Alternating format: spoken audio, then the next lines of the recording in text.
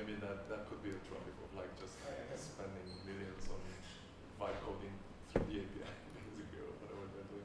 How are CFOs, sorry to interrupt, Yeah, that's it. how are CFOs looking at AI budgets? Like, are they going, this is in the six figures, what are we getting out of it? Yeah, and you can sit anywhere. It's okay. They just see it as an operational expenditure, or Yeah, I really don't know how it works. We've been wondering that one. How do they actually allocate the budget? There's been a lot of talks about like the NVIDIA CEO said a couple of months ago that he's expecting his 500,000 a year engineer to spend at least 250K on Yeah. token. Yeah, So but that's the top tier, obviously. That's not even average. But at some point, there's going to be a money crunch, right? So we're in the good times at the moment where money's flowing, but at some point, CFOs are going to go, what's the return on our investment? We spend however much, 6-7 figures, what are we getting for our AI? Yeah. It's going to be really hard to answer that question other than fast. Great. But you already have some companies who've maxed out on their AI budget, and they're not sure what to do next. You see this in the news right now. Some of the bigger companies, I think Tesla is one of them. Right? When you say maxed out, do you mean like they have a hard limit on their budget, or they have some allocated and they've burned through their allocation already? The details aren't super clear, but it's something like, hey, we've given this much money, we've already reached it, Yeah. and we're not even sure how to proceed. We're not even, that's something that's shown up, and I think it's Tesla CTO who's the one who that I'm drawing from. Selling all the capacity to Anthropic instead. I was going to say, like you're setting up Terra Labs or Terafabs or whatever it is, like to generate massive tokens, surely. Like, why is Tesla limited in how many tokens they have or budgets? Yeah, so what's the real picture here? Like, people are using, what models are they actually using, right? Yeah. But this was also before the whole deal with the first that data center that Elon basically gave to Anthropic. So that was like 2 weeks ago. So this was before that. Yeah. But nonetheless, and you hear it even from, I've heard it from Microsoft as well, that they're like reaching their token budgets and they're not sure how to proceed. There were companies, I didn't put it in the news feed for today, but there were companies who are just getting off of Anthropic because it's way too expensive. Yeah. So you have to imagine that they either are going to hit their budget or they already did. You can imagine that they're all going to follow like dominoes though. So Claude's gone first and gone, we're going to start charging you guys. And so OpenAI is going to go next, Microsoft's going to go next. They're all going to follow suit and go, we have to start charging you the real dollars. Yeah, I think and this tracks with what we discussed last week, that the Codex thing right now that's happening in the last 2 or 3 weeks is sort of an illusion. It's the customer pool. But they can do it too, because they have the data center allocation, of course they have the funds. SpaceX's IPO filing just came out, and in it is XAI lost $2.5 billion in the last quarter. At some point, people can ask questions, shareholders, and that going, you can't keep losing that amount of money. Yeah. This is not the .com era. Yeah. Things are super strange, man. It's hard to understand all these variables, and especially how every single week there's like this seesaw effect. Things are just dramatically shifting over. I think Dario's sister said it really well. Like, it's just one whiplash after another. I feel that's extremely accurate on every level, on the financial level, on the technical level, on what's happening in the world. I mean, just nonstop whiplashes. There was a mention in that news about Anthropic actually being profitable this quarter. It was like it was little mention. This was like 2 years earlier than they told the investors. Whoa. So that was like so that means 2028. That's kind of like when they projected this whole being profitable. Apparently, what they've told the investors. So maybe that's a Yeah. That's interesting. And I think it's, the same, like with other, technology, shitification is coming, the free tier, it's gonna, be really cheap and unusable, so they just make people to reliant on AI, and they're gonna charge for it in the near future. That's it. I don't think they don't have that plan. Come on. It's also hard plan when you go, when you're, what is it, Anthropic is up, ADX, or what's the crazy number? I mean, it's really hard to, I don't know what to say about it. I don't disagree with you. I think we might start in I think we'll still wait 10 minutes or so for other people to come in. Is this every Saturday? Every Saturday, 10 a.m. to 12. Always here? Yeah, we've been consistent so far for, if it's not here, I will post it in the group. So we have a WhatsApp group. I think you're in it, right? Yeah. I think I didn't give you any link. I'm sorry about this, but No, that's it's, fine. I put the updates where if we're gonna change where it will be. Supply chain attack versus supply chain. I put that and I think it's wrong. So. The news on the week is kind of I know for this group we started going in the direction of talking about the harness and updates on the harness. And this made sense because there's 4 updates per week on each harness. Cloud Code is always shipping stuff, so is Codex. But this week was relatively quiet. There were things, but not as many as every other week that has come to pass. So we'll see when we start. But we can also start something right now too while we wait. Did you see Tasia's presentation about harness engineering on YouTube? No. So he was talking about the harness is everything other than the weightings. And so at the moment we think of Claude Code and skills and all that sort of stuff. He said you can go beyond that. And so he said the problem we have relying upon these agents is they're highly non-deterministic and they're unreliable. So you want to take as much off of them as possible. And the example he gave, so he spun up an agent that goes onto Hacker News and upvotes something. And so he just made the first version. And he's got the prompt in there, please go and do this. He said, when it doesn't work correctly or reliably, most people will try and just keep re-engineering the prompt, do it again and again and again, try and refine it. You never get 100% accuracy. And so what he said was, instead you want to provide it with the tools in code that are reliable rather than relying on the model to be able to do it. And so he went and created helper functions that says, okay then, if you're on this screen and this thing is not ticked, then you have not done your job. Because it will lie and say, yeah, I've done my job, everything's fine. It's like, no, you haven't. So it's almost, you wouldn't call it unit test, but it's a little bit like that. You're providing the tools to the LLM so you're not relying upon it to figure out have you actually done the job properly. And I really like that. And obviously it's more work and more code that you have to write, but code is essentially free. I like the idea of taking everything off of the model itself and going, I'll determine it myself. Yeah, that's true. And also, not only test the results, but also the prompt itself should do some stuff, not my prompt itself, but just code the script as deterministic. So But there's also another way to look at this too, is if you need a system that you always get the same result, you can create an automated workflow using NAN for your input and output always in the system or write it in code, for example, versus the LLM trying to figure things out. Yeah. An automated workflow will probably save you thousands of tokens if it's Ah, running yeah. all the time. So You're also drastically reducing the cost because every time it calls a tool, that's a new session essentially, and it has to pay the cache read cost, which is 10%. Yeah.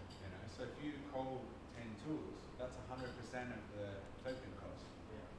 But if you can just call 10 tools in a script and then you get the output of those 10 tools and then it only calls one tool, that's 10% on 100%.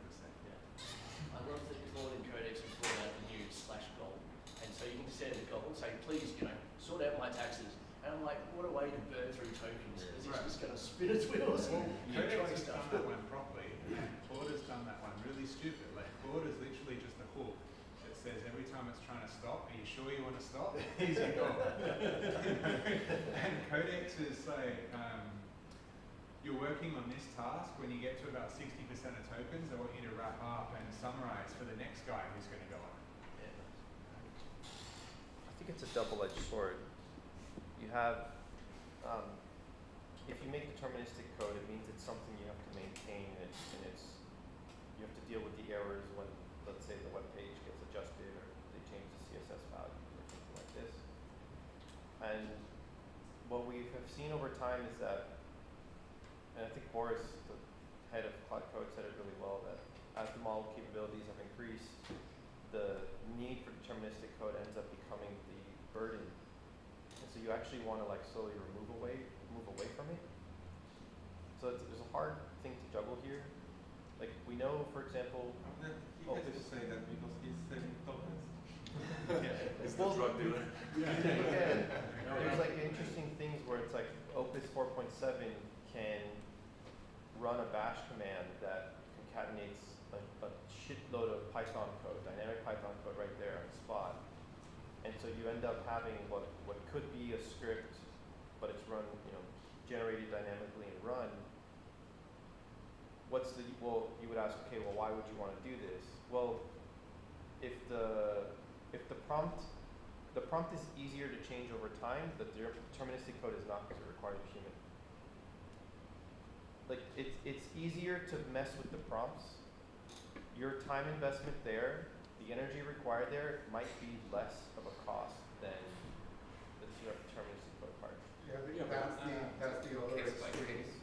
I think the answer is somewhere in the middle, where you prompt to your harness, and your harness gets engineered using the prompt, rather than you yourself making the harness. Also, how many times do you get it right the first time when you prompt it to do something, to write a script? In my experience, usually it's a process of feedback. So it seems really convenient that he would, say that. So absolutely, he's not paying for his tokens, right?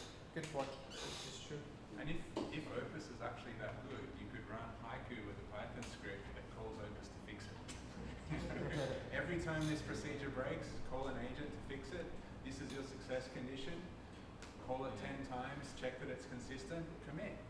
That's that advisor pattern, right? The advisor pattern which showed that you had this like 30% decrease in cost. So you take a dumber model, have Opus be the advisor to it. I mean, or you have these external guardrails that are firing hooks or something all the time while the main agent task is running. Because like you said, you can't really fix the whole thing by always going back to the system for tweaking that. It's only so far. Otherwise, it becomes a massive not going to scale. So you need something external to do that. But yeah, maintaining those external dependencies, like you said, when something changes, if there's a hook checking the schema of the database, so the agent knows how to do that correctly. That scheme says that somebody needs to maintain that code, that hook. So maybe you need external agents, cheaper agents, some local coding things that all you have to do is follow. This could be a local one. All you have to do is keep an eye on the database schema, and if it updates, change this hook. That's it. It doesn't have to be Opus level model. And then you have all of this. While the main agent has the most power, and then it has something like that. That could be a strategy. Can I ask everyone here, I'm seeing more and more people moving towards just let the agents run, and it could be a group of agents, give it like something like a product or a feature that you want to build, let it run for 24 hours. And obviously that presents lots of challenges. What I can imagine is that you could do spec-driven development, and as long as you define a spec well enough, you could handle a bunch of agents, and you could test if it's implemented correctly. Is anyone seeing people using something like that, a spec-driven development that you would pass to an agent and go, here's the spec, tell me when you're I use it all the time. and is it the traditional spec-driven development that human developers are using, or is it something more targeted at AI? I'm not experienced enough to answer that. It's a bit of both. Bit of both, because you run an agile team, run the different people that are involved with getting a feature deployed, but the big kick, the sideline piece to the actual development is the documentation refresh and the RL on that. Yeah. So how do you keep putting a self-improvement loop into the AI as it works through the agent flows? So at the moment, so this comes back to what you guys are talking about, workflows. So Nick put me on to Claude Workflows, which is an experimental feature. Haven't been able to get it working yet, but They pulled it. I think it seems like it wasn't supposed to go Yeah, I've pulled down, but there's also, because OpenAI bought Sydney for something, all the documentation on how to backdoor access it, it's a little bit out of date, so I'm trying to figure that out right now. But essentially you have this workflow JSON document, sits in your Claude directory, gives you access to different agents, but you can put code directly in there. So that whole idea of, as the agents are doing their shit, you can also have helper functions sitting right where they are to work through it. But coming back to your actual question about, I'm working on the idea of dark factories, which is just a SDLC, or it might be any other sort of workflow that you want to do. Along the way, using agents, you've got little helper functions in there, and then you just lean on top of a lot of those other frameworks out there like GSD, SpecKit, Compound Engineering, Superpowers, whatever it is. Go, well, who's doing good prompts at this part in the SDLC? Yeah. We'll lean on that and make that available not as a prompt but as a sub-agent. Yeah, okay. Nice. Well, without a spec, you're just wild westing. Yeah. Spending way too much of your own personal time, which is not Yeah. in the system. Like, I guess what I'm thinking is like most specs are written for humans, and that potentially has a lot of interpretation that AI is not necessarily able to do. The human will interpret and go, did you mean this, or ask questions. AI will just take it as right. And I wonder if there's a more targeted framework available that will say, let's speak in more of an AI model that it understands, interprets, doesn't hallucinate, and gets the right result the first time. Well, I think the most primitive version of it is just the Ralph Wiggum loop, because the Ralph Wiggum loop is a self-improvement document in the agent MD, and that means that if I've got two different projects that have two different, not only goals, but they're two different technologies, the self-improvement keeps getting written into the agent MD, so that you can deal with, oh, this is Ruby, this edge cases, this is React, this React with convex, this is edge cases. So it still comes down to, you could either just do Ralph loop, that's the token heavy one, I love it, I use it all the time, you can do that with Go, token heavy, love it, or you could go down more of a SDLC workflow, but so long as it's just harder to do that self-improvement because you've got to do it at every step, it's not just one spot you can do. Is that rough RUFF?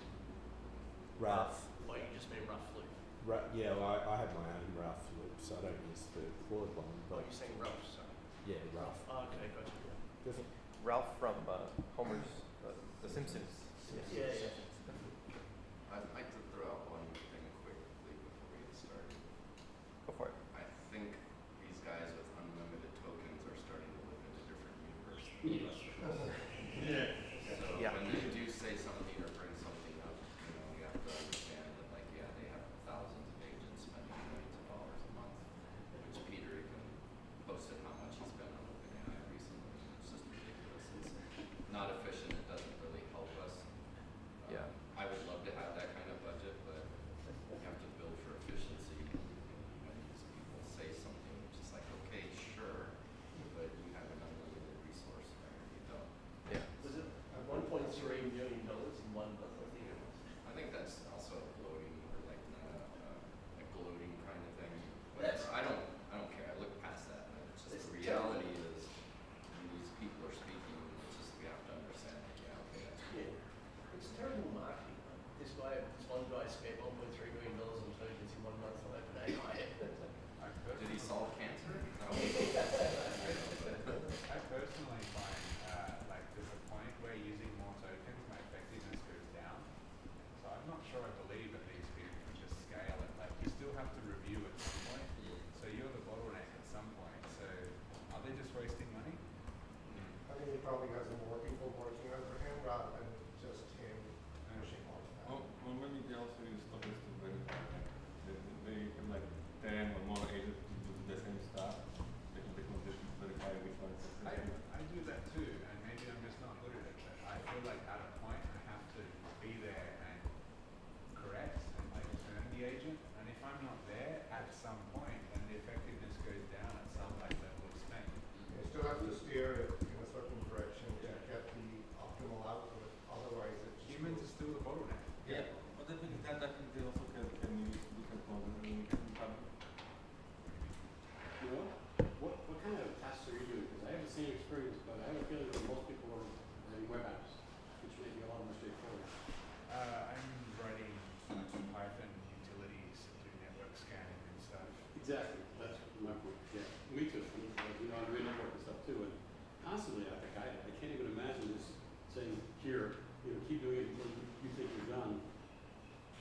not like you said that it doesn't understand the spec. I find the comprehension of AI has always been great. You know, like even GPT-4, when I said something, it understood it. It's just like the implementation that builds on top of that understanding needed to be steered later. It seems like it gets about 80% of it, and then the 20% is a lot of back and forth, and you have to fix items. But the goal is to step away and enjoy your life while our stuff works for us. So that's Not goal. being a slave to hitting enter and wait and like it's just exhausting. But that costs money. It costs more money to do this, to do that. It's I'll also gladly pay $400 or $500 or $1,000 if I can just walk away and enjoy my life while everything else is being managed and And built. I don't agree that it actually should cost more. Like I think it does right now, but it's because our harness engineering and our prompt engineering is immature, not that it should. Because truly, it should be able to build these primitives of agents and workflows and stuff better than we can. What kind of development are you doing? Well, I'm usually running about 10 different projects across multiple systems, and I'm burning tokens, so I get that. But part of the development I'm doing is harness engineering and prompt engineering, so that I can put it on autopilot, but put on autopilot at a cost-effective process. So with AngelWire, I've got that just processing like Claude conversations all the time, looking for improvements in the way I do prompt engineering, or improvements in the way you can escalate a skill. Like if I can escalate a skill that is 20% more efficient than me typing it in, then I should be more cost effective. But I'm not there yet. I think we can get there. But I mean, are you doing the kinds of projects that have to write a lot of training data for the models? Such as web applications and things like A that? bit of both. Some doing CLIs, TUIs, I'm doing web apps. The web apps, obviously, I like sticking to TypeScript over Python because I don't know Python. And TypeScript and web apps obviously have a lot more training data, but I do Ruby as well. I love Well, I love Ruby with it. it's not an issue of language, it's an issue of the domain of the application. Yeah. Yeah. I agree with what Steve said about the separation here, and that's probably one of the things we'll have to factor in how we view things, or even discuss things here in this room when we come here. There's someone I, not recently, but maybe 2 or 3 weeks ago, came across who I found out has been using fast mode from Anthropic ever since it came out. And I was just, in the back of my head, before I heard that, I was like, I kind of had this inkling that there are people out there who are doing it. I didn't think they were real. And I met someone and I was like,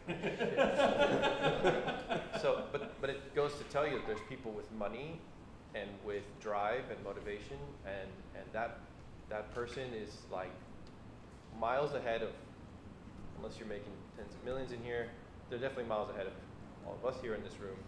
So it's a good point you bring up, and then on the other side of that, on the way other side, are people who can't even afford the $200 plan, and they're using, the light subscription from ChatGPT, and when you watch how they work and the way that they prompt and their understanding of how to talk to the models, it's like a whole different world, and it just makes everything extremely difficult. You come to a room like this, and maybe some people are going to talk about something from their perspective, and they have a big budget behind them. The world looks so different from them, from the other person who doesn't have that money. And I don't know what to do about it.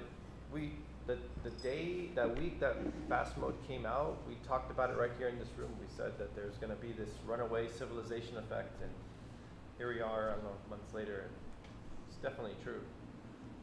I had to disable my fast mode because GPT put it on, but I didn't read it was 2x credits back in the day. I'm like, okay, sure. And then I'm like, fuck, there's $200 in 2 days. Yeah. The Anthropic fast mode is extra credits, right? Yeah. it is just 2x credits. So like, You could. I haven't done a lot of coding this week, and I'm like, should I just burn? Like, might as well turn it on, right? He does that. You do it on like the last. Yeah, might as well, right? Whatever's left over, I'm like, alright, let's pick a list out of my projects and try it. Do you notice a big difference? Have you noticed, and I don't know, is Spark and our GPT, they're on a separate kind of token budgets. Have you seen that? Yes. Have you tried to I see don't- the Spark, to like throw it off to see if it's eating up your other? Yeah, I don't know how it works. That terrifies me. Yeah, I feel the same. Yeah. But one of us should try it. Yeah, I like. Well, it's. I don't want to get familiar with the. I don't want to spend my time getting familiar with the model Sure. that I'm probably not going to use. It just seems like it's underutilized if it is something that we can use. So I do a lot of like text processing through Agents SDK, and I've been like, would Spark? Because I don't want to use it for coding. Yeah. But I was like, would Spark be better there?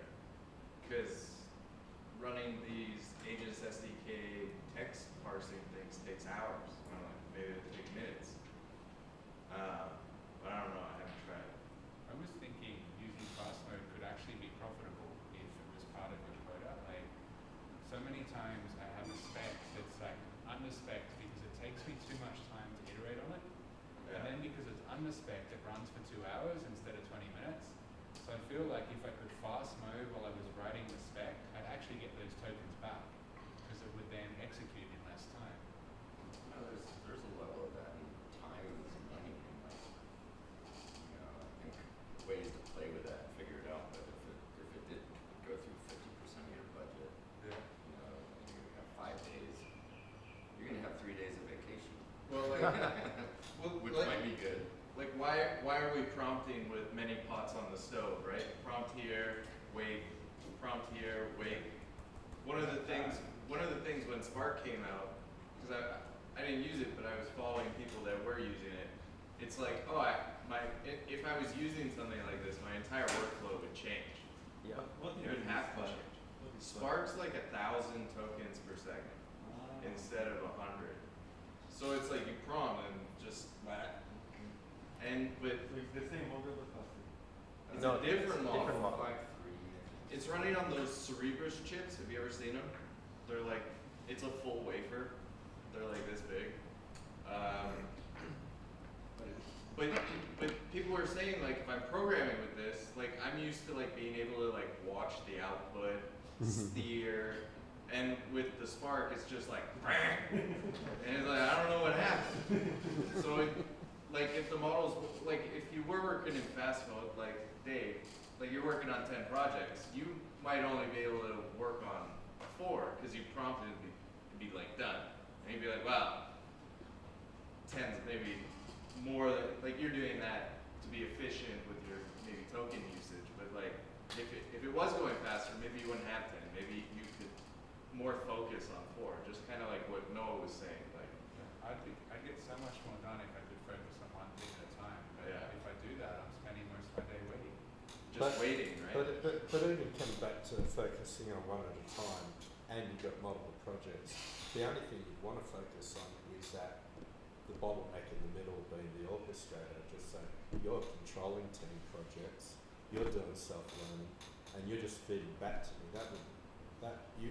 You as a human wouldn't want to be watching the 10. Yeah. Too If it much. was instantaneous though, your brain, like you know what I mean? Like your brain would be the bottleneck, right? It already is. 20 seconds Yeah. for free. But even more so, right? Yeah.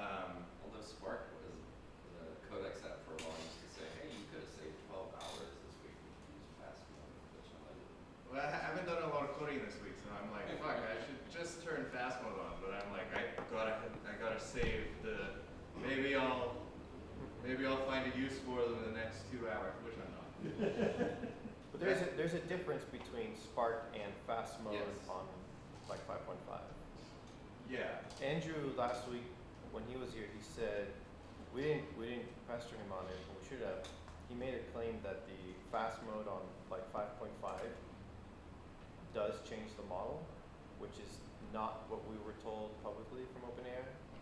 Like fast mode on 5.5 is the same exact model, same exact quant and reasoning and everything. Andrew said that's not true. That's an interesting thing. I wish we got more info on that. If he comes by today, we should ask him. I think it's just crazy that you have these like companies that toggle the like intelligence of like these models whenever they want, and then they apply a feature like, oh, this is faster, so if you turn it on, we're going to charge you this much more money. But actually behind the scenes, you are getting less value from that model. Like if I was at the pharmacy and the pharma company is like, yep, this week we put less vitamin C in this thing, less of your insulin. There's too many people buying it, so we need to. They would go to jail. Like, but here it's like it's just normal. Yeah. And no one gets questioned about it, which is very weird. But I think they will sue them later. You just need to wait. What's that? I think people will have to sue them later. You just need to wait. Yeah. The same like tobacco complaints. Yeah. But it's like non-deterministic. So like, that's the problem, right? Like if it's vitamin C in a vitamin, you're like, wow. Oh, and they can't get away with the non-deterministic. They are getting away with it. Yeah, like, well, yeah, but like, they should. But you don't know when. My point is, you don't even notice. Sure, I guess Everybody's making. all other industries, there's like a standard because you don't really know what goes into a drug. And they don't know what goes into their models. No, but like they know that they throttle down the effort It's on the that thing. temperature level that they're Yeah, adjusting. so it's not I'm not saying okay the model should be deterministic or something, but you know what I mean. It's like they Most of the consciously time they say get on purpose, yeah. yeah, like they're doing something whenever they want on purpose. It's either with Anthropic at least. It's either they do that or you don't have any inference because they can't support other people. I'm just saying. Like, well, these are the options, right? Like, what's worse? Slight temperature tune down, or you get zero inference? I guess like back in the days, like during the newspapers, like they were saying like the internet is just going to burn the world because it's consuming so much. Now that's energy. AI. Then Yeah. it was Bitcoin after that. Now it's AI. But it's a bit like saying, well, Gmail should have,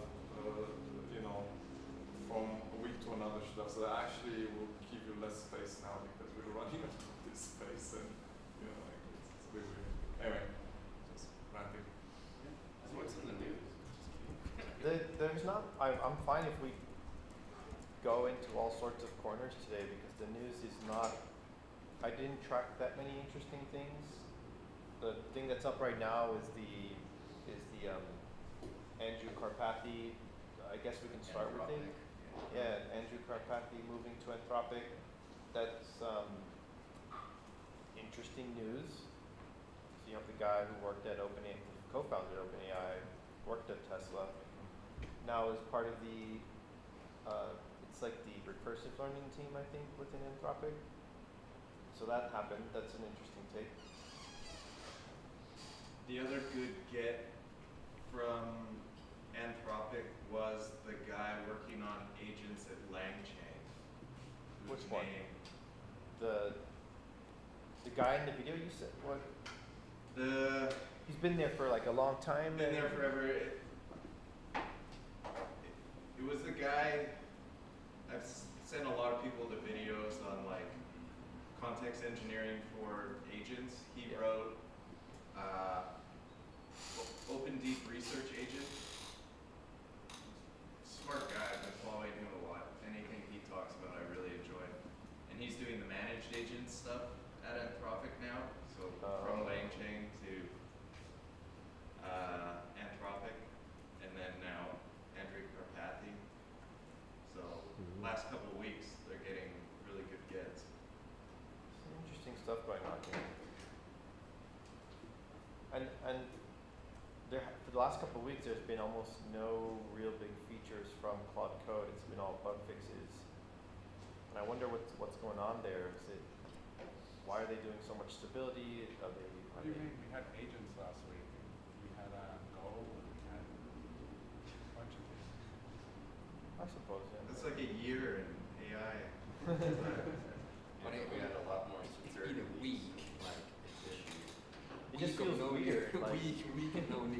What's his industry dead? They're dead. You sound like a heroin addict. Nothing this week. Come on.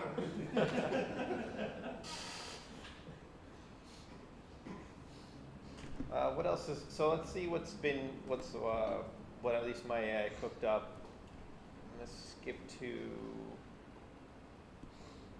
oh, okay, so Google I/O was this week. I don't think any of the big hitters on Google I/O made my news stuff on here, but I'm happy to talk about it. Actually, maybe I'll talk about some of it, the things that I know are not in here before I talk about that. So there was Gemini 3.5 Flash, which seemed to immediately be the next day, the reviews across the internet were, this thing sucks, it's not interesting. And anti-gravity as well. I don't know if anyone tried anti-gravity 2.0. Anti-gravity looks exactly like Codex now. Yeah, Really? I launched them both on my, And the CLI. I can't even tell the difference. I tried to copy paste like a multi-line text in anti-gravity CLI, and what it does, it basically does it basically sends each message separately. No rather way. than listing. Yeah. Whoa. I hope they fix that soon, because to me now it's just like I can't use this thing. There was already, I think on the second day, there were people who maxed out on their session. There's like usage limits issues with how it's tracking usage. And I think they had to reset also. I think they reset it once already. But yeah, so Anti-Gravity 2.0 came out, Anti-Gravity CLI came out, Anti-Gravity SDK came out, which is an interesting thing because you're now seeing across the board the companies all coming out with their SDK, which I think is incredibly important from the automation side. So if you're doing any sort of automation. which are all like agents. The problem is the naming. They're all agents SDKs, right? The Claude Agents SDK, Codex SDK, Anti-Gravity SDK and Cursor SDK. would be the same as. They're mostly equivalent, I think. Actually, to be honest, I don't know if Anti-Gravity SDK is architecturally similar. I didn't look into it. The Cursor did something a little bit interesting in that you can, it's so weird. The Cursor SDK you can send agents to the cloud and local, which is weird because SDKs are meant to be run remote anyways.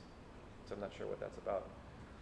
They also came out with their Google Spark version model, and then also like you can shut your laptop when it continues off in the cloud or everything.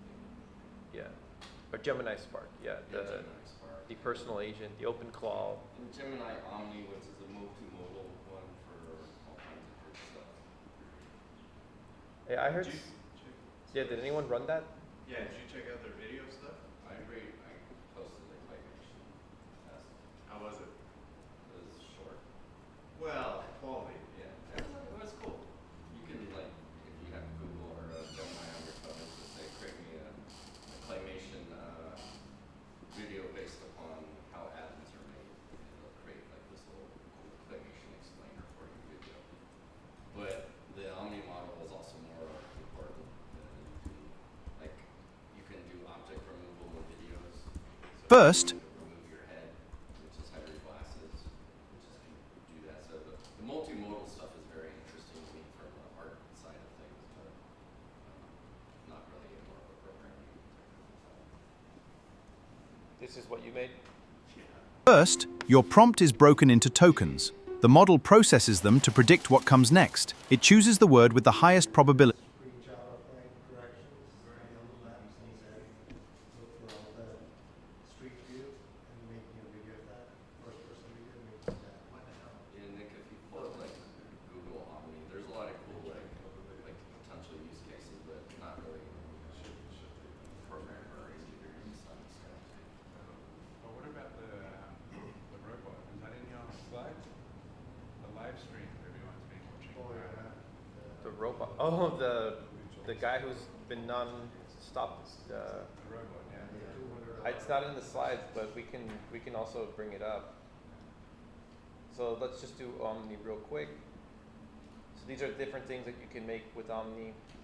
From the reviews I heard online when people started playing with this. This is actually not the experience you get.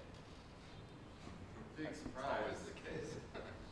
So OpenAI shut down Sora and now Google started Omni. Well, Google, the reason I asked about the video stuff is because Google has YouTube, right? So, Well, what's the difference between this and Veo? Like Veo is not out in the open, and this is just a Veo- model that we. Vios are just the prompt kind of creation one. This is more. This is a multimodal. This is called the world model. World, yeah. So Model. the history is kind of important, or it might be important. I'm not sure. The history is that you have who's the guy who left Facebook and basically did nothing. What's his name? LeCun, who has been making this big fuss over the last many years that the current LLM architecture is not going to take us to AGI, ASI. He keeps saying this over and over. He says that the current architecture of the LLM models is just not capable. There's too many problems. And he believes that the solution is going to come from a world model. The problem with the world models is that they're incredibly complicated, they're hard to get. You have to have a bunch of other models that are so the Omni model, for example, is a combination of Gemini, I think Veo. It's a combination of these models. That's how they come together to produce this world model. Something like this. I'm probably saying it very wrong. What's a role model? They integrate vision, so it can understand the world. They integrate audio, so it can speak or create things. And then they integrate like video creation. So all of those pieces, like if it can see what you're doing, it can understand the world around you, and it can convert things. So the LLMs that we use, like Codex or Claude, you can upload an image and say, hey, describe it for me. That's kind of using a multimodal kind of thing, but this has all of those things in place. So an example, not that I do this, but like if you were doing yoga, you could have the webcam watch you and it could suggest, hey, this is not, position yourself a little bit different or something. So it's like, that's the vision side of it. And they put those all into like now the world model, and that it's supposed to be more helpful, but not really a coding model. Do you think it's different to a mixture of experts? Like, Yeah, Mixture Experts is a big model with billions of parameters, but you can only use certain sections of that model. whereas Basic this is all in expert, one model. Yeah. like physics model. Like, see the video, right? He's touching the coral or whatever you want to call it. Like, how does the model know how to move? Yeah. Like, think of robotics, right? Are you going to use Claude for robotics? Like, how the hell? It doesn't have vision, right? It doesn't know. Like, it could figure it out, but it's going to be a lot. It's not for that. Jan's argument is we've trained all these LLMs with static content, and until AI can actually interact with the world and learn directly from those interactions, it's not going to learn anything. Is what we want. It's just like it's a pattern recognition machine. Whatever it's being trained on, that's what it recognises and spits out. Does it seem like the only people that could make this happen are the big governments because of all the cameras in the cities? Like, would it be Chinese or American governments that could Tesla. create this? Tesla has autonomous robots driving all around the world, Oh yeah, Google do too. right? Yeah. And bipedal robots that will be working in factories and stuff. So it's like, if you listen to Elon, he talks about physics a lot, and like why that's so important. Like, I guarantee you his models for his cars are a lot different than what he's using for Grok, right? Yeah. Right. What if AI learns the physics from games? So Because we have to build it in a code form. So yeah, so like NVIDIA has the idea of like the Simulated. digital twin of like a factory, right? Which I always love. Those are my favorite demos from NVIDIA just because I think it's cool, but it's a game engine. And what's a game engine? At its core, it's a physics engine, right? So it's like you have the AI interact with that game engine. That's the digital world. That's the world representation. It's a freaking game engine, essentially. I Like think what the Omni models represent is you have to think of them as when GPT-3 came out, the idea was here's this technology. You're not going to make something amazing with GPT-3. You're going to be making something for the next model that comes out, but start playing with it now. And so Google is sort of on I think they're sort of putting their bets on world model will become the thing of the future, and you can start playing with it now. You can start going into the idea phase of how would you implement this into your business and so on. I think that's what they're doing. It's more of a bet that they're taking. But clearly they're not putting all their eggs in it because they have Gemini 3.5, right, and Theo and so on. But they're think of Facebook as well. They're like VR-ish. Like who has the model where it's like generate me like the world and it generates you a video game? That's Google, right? There's a few of those now. But the original one was Google, right? Or Meta, I can't remember. But yeah. Where it's like generate me a video game, kind of. Yeah. And like, it's like on demand. And you can walk around and it remembers what's left in like it's so important. Like I haven't played with that stuff, but it's cool. The large language models are limited to things that you can only explain in writing. You have to be able to write the text. The training system gets textual information. So there's a million other ways of like experiencing the world. Emotions and feelings and senses or something like that. None of these models are anywhere. So the AGI question, can LLMs become AGI? Probably not because of that kind of... It's a big question, man. It's an important question. Are you setting blind people on AGI? No, because actually they are very much AGI because they using different capabilities most people don't have at their disposal. So when you have LLMs, on the other hand, don't have any of that. They only have a lot of text and that's it. If they understand physics, that's not because they actually experience physics. They don't see apples falling. They just see a story of somebody writing an article about an apple falling. And they have to be, okay, maybe that's the case. So that's why I think they're not very creative. When you write a movie script using LLM, you're only going to get like an average of existing text. You're never going to get any unique emotion out of it because it lacks that element. Sure about that? I am quite. It seems like that at the moment. Maybe I'm wrong. You Have you seen the interview with the guy who works in genetics? And I can't remember the name of the guy, but he's like, working on the, internal life kind of thingy. And he said they got the model for research, biological research. And he said, if anyone thinks that an AI model cannot produce things which is above our knowledge, that's wrong. Novel stuff. Yeah, he said he made about 100 years of jobs, things that he wouldn't imagine to do without AI. He's in the field for like 30 years and he made more progress with the AI. It's not because he's just faster, because the AI just realized things they couldn't. What kind of? But that's a different AI agent, I understand. But Anthropic wrote a pretty interesting article maybe a month and a half or 2 months ago. It was about something called emotional vectors in the model. So they encoded somehow a way for Opus and these models to explain like how they feel when they answer certain questions. It was about like when you ask the model that write me a piece of code that's exploiting elderly people to get money or something like that, and that clearly activated this kind of like a stress vector inside the model. And then the other thing, when you're talking to the model, it matters. Okay? So when you're yelling at your like, you piece of shit, you gotta get this right now. How can this simple thing? It activates a stress vector in the model. Yeah. And the result, it doesn't feel like that, but the output of that is sort of similar to people. Like if you are working with your actual team of humans, do you expect you get the best result out of yelling that programmer that you got 5 minutes to fix this shit? It can't be that hard. So what do you get out of that person working under that conditions?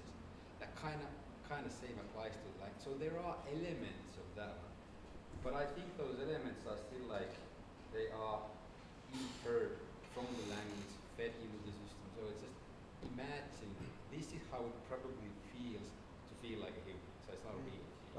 I think there was a lady here last year with a Saki AI, and she'd done fine tuning on just ChatGPT 4 or whatever. And I can imagine, like, she was really, this is going to be really cool, Saki AI. But I guess being built on the basis of it's a text model can only take it so far. In a world where there's concepts like psychic phenomena or ghosts or stuff like that, you can't really, I don't think you could infer anything from a large language model which is just based on writing. But I could imagine a world model, now the way you guys are describing it, would open up possibilities to understand our environment in ways that text models just couldn't do. Exactly, it's very interesting. Like if you find new ways of feeding information to the model, which is more than just text, what do you then get out of this? That's very interesting. So I just remember Dr. David Sinclair, if you want to Google it. Oh, Sinclair, yes, yeah. He's one of The his last longevity articles. guy, trying to increase the lifespan. Lifespan, yeah. The NMN Is guy. that the biology guy you're talking about? It's kind of crook, right? Like, He's a Harvard scientist, but yeah, he's got all the there's a lot of all controversial like stuff around Like, it. I have a question. The Omni model, is this similar to what Mira Murati from Thinking Lab is doing? Thinking that we're like looking at like, hey, should I drink this? Yeah, it's like she has the camera on and then people are talking to that camera. The camera watches what's happening. Yeah, no, I don't know too much about Thinking Lab. I saw a little bit of their demos, but yeah, I mean, that's the vision side of a model, right? So there's like vision models that are specifically for that. There's text to speech, there's ARS, audio to text, and then there's like video and image models, and then all of those are combined. If they're one model, it's called multimodal because it can access each one of those. Yeah, she demoed that, all of that together in one. Yeah. So Omni does the same thing. You turn on the camera and talk to it. I haven't tested it, but that's it's an understanding. sorry, But if you wanted to just vision only, you should probably focus on a very fine-tuned vision model. So SAM is one of them. I interrupted you. Sorry, you were going to say something about David Sinclair, and then No, I just didn't remember the name. oh, okay. So I thought I'm mentioning. My other argument, if AI can produce new things, they produce new languages as far as I know.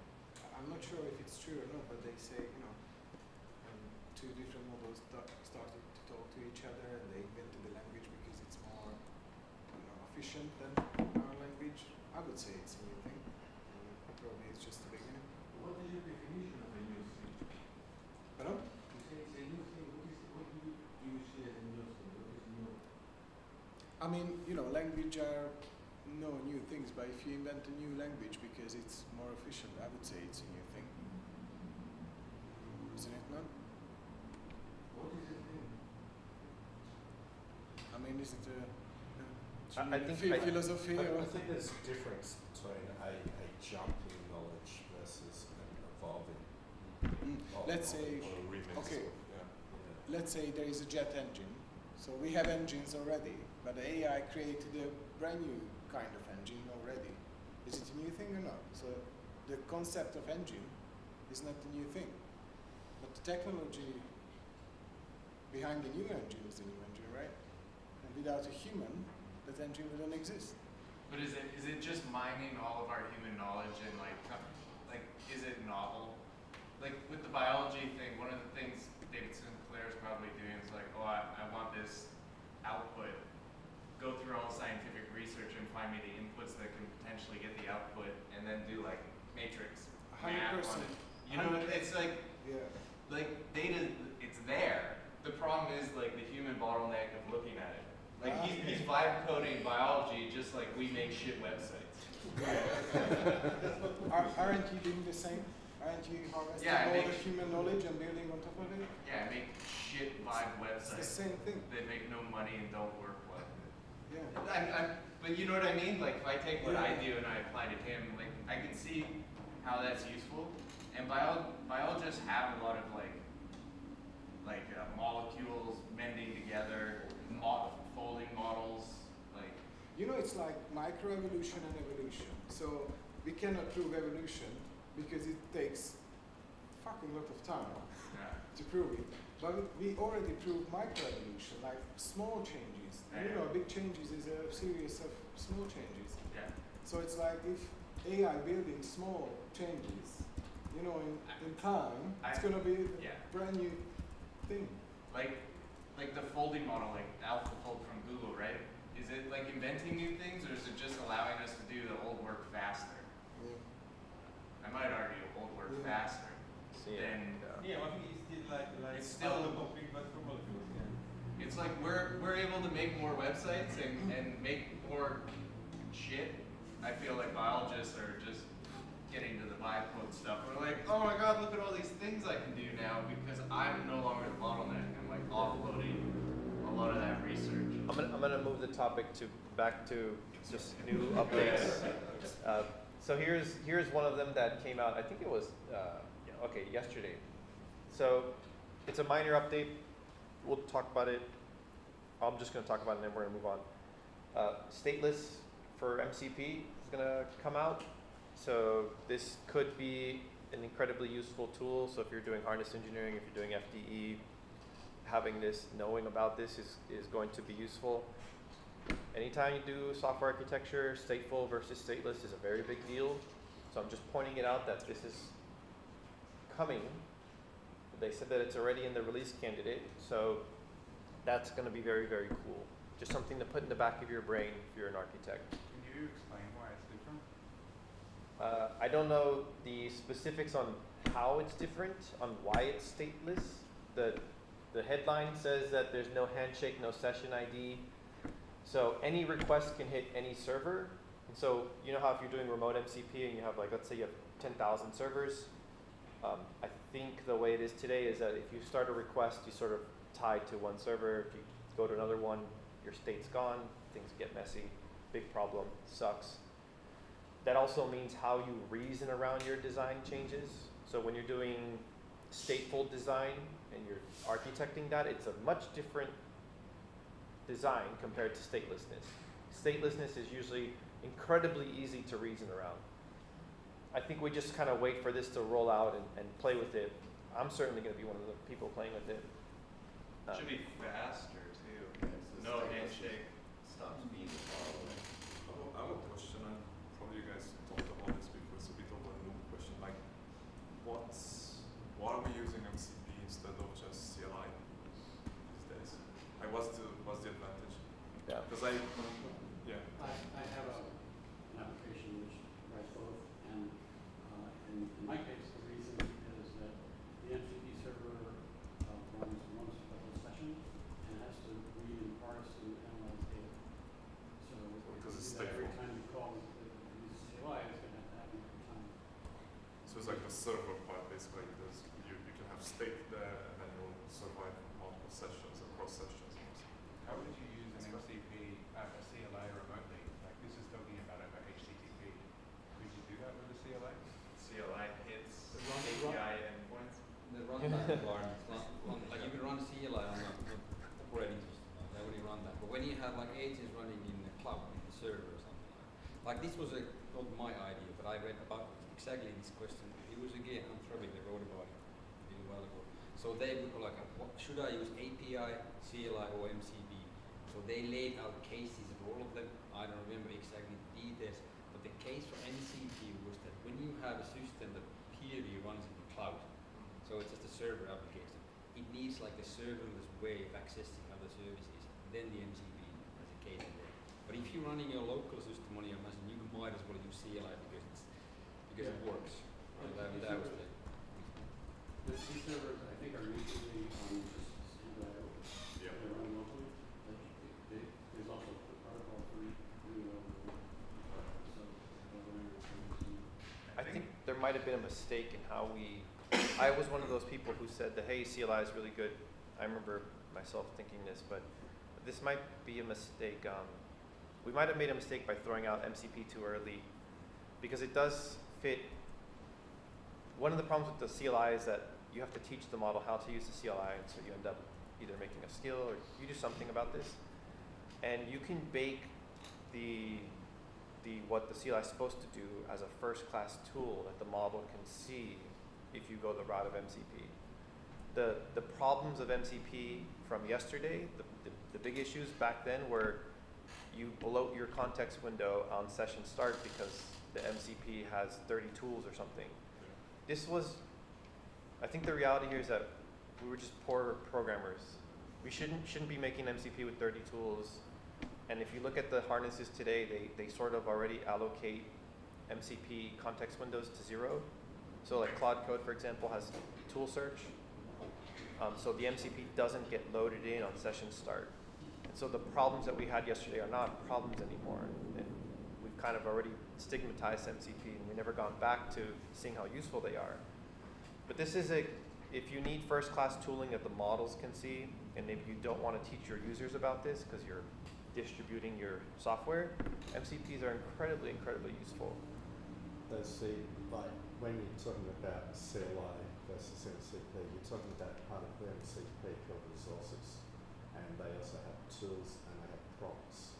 So they're not just CLI or API things, that they have that, that's what we've all been using and thought, why should we use it?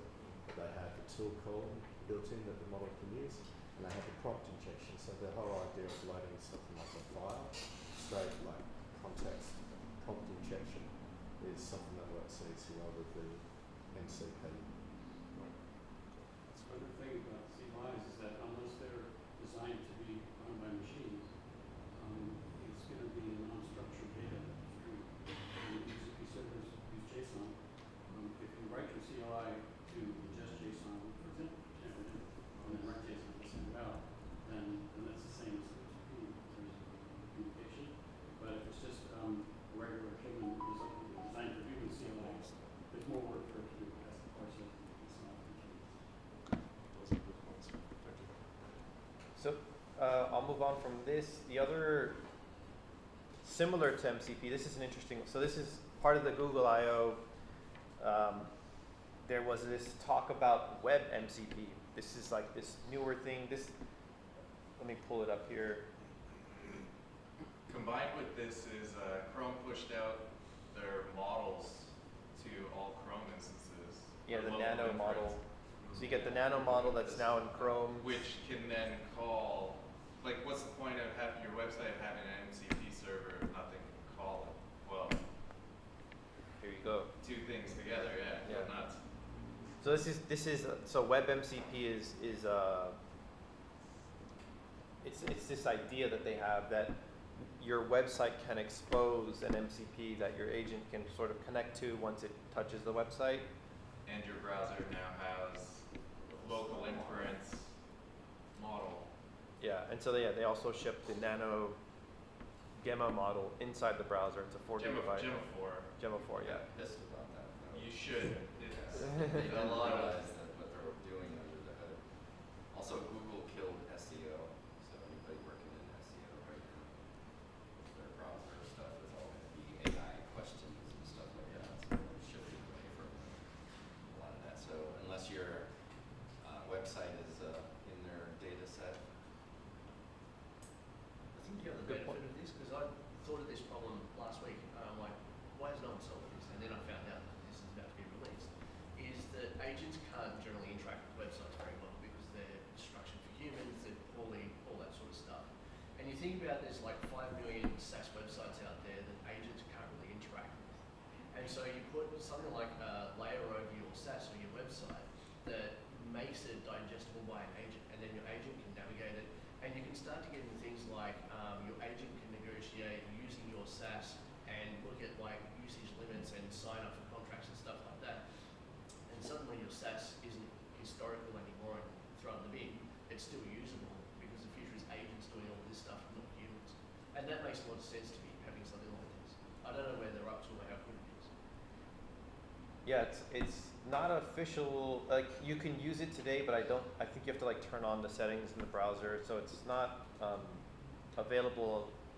If you had a bunch of customers and you were like, okay, I want them all to use it, it's not for that, not yet, anyways. The point here is that this exists. It's coming. It might come our way. It might not. I'm not sure. So I just wanted to point it out. That's all. Well, it's like browser has an agent. That got rolled out. That got rolled out. Yeah. Yeah. So Where that goes, we don't know, but that's a good point. That's another news item of the Like thing. previously, you could only use it in extensions, but. I And don't you know. had to turn it on to enable it, I think. It was kind of enabled, to be honest. It's enabled. I can't remember if I had to do a flag, but Yeah, there was, like when you're doing I remember there was a flag you had to set to do this, and that's not the case anymore. What else do we have? before we move on to the past Google stuff, or you got more Google stuff? I don't even know, but go ahead, what do you want to talk about? Bring it up.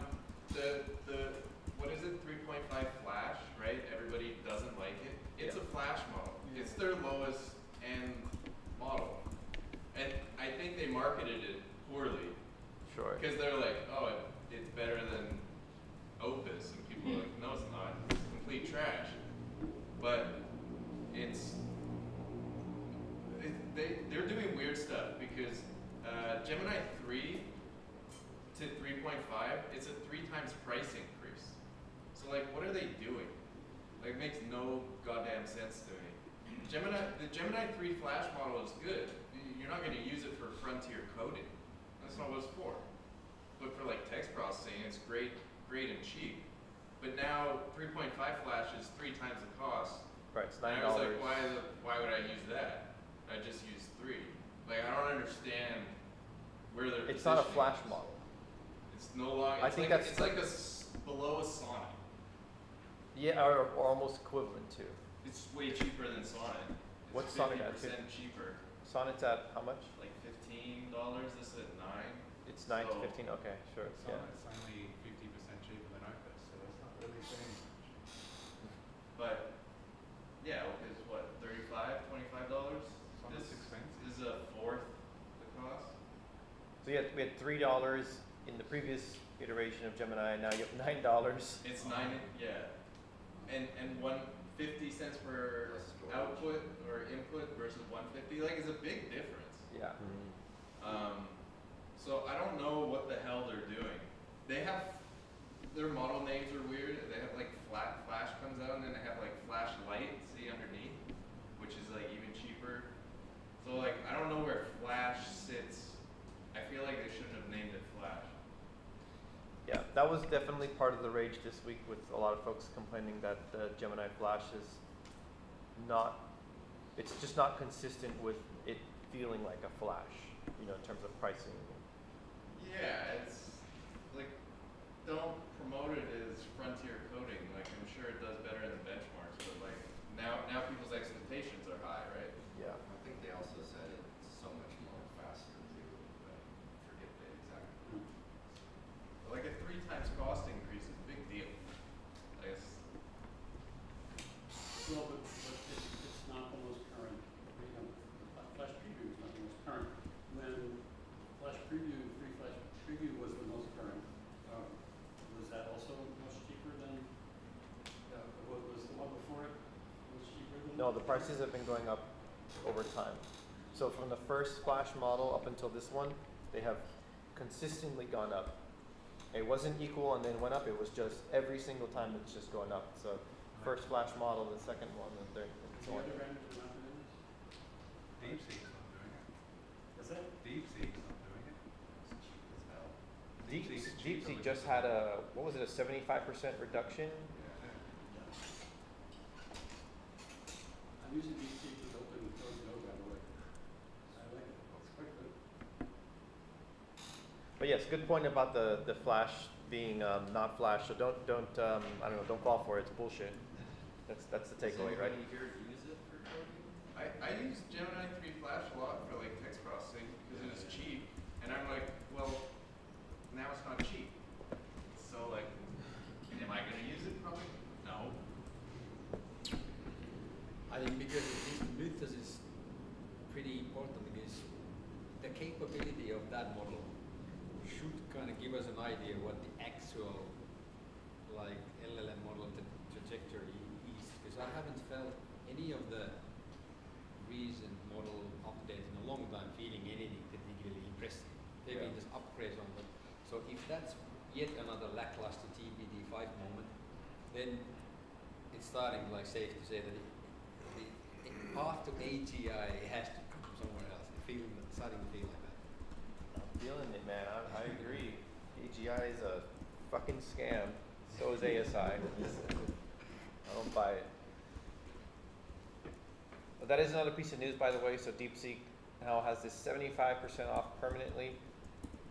You said you're using DeepSeek version 4, latest one? Yeah. For coding and for everything, or? It's for me, it seems to be kind of on the par with GPT-5 and Sonnet. Wow, interesting, yeah. Yeah, it's That's pretty good size. crazy cheap. This is what doesn't make sense to me is how does the Anthropic and OpenAI model succeed when the Chinese, DeepSeek is Chinese models. Yeah. When the Chinese just keep taking the latest version and then using that to train their own models and then releasing it for a fraction of the price, it's going to be impossible for the Anthropics and OpenAIs to keep pushing up their price. Yeah, like same with manufacturing. It's like we build shit, Chinese thing, and rip it off, sell it for a fraction of the price. How are we gonna compete? The answer was we didn't. Right. Right? Like they've been running this playbook For a while. and it's been working. Yeah. So expect the same.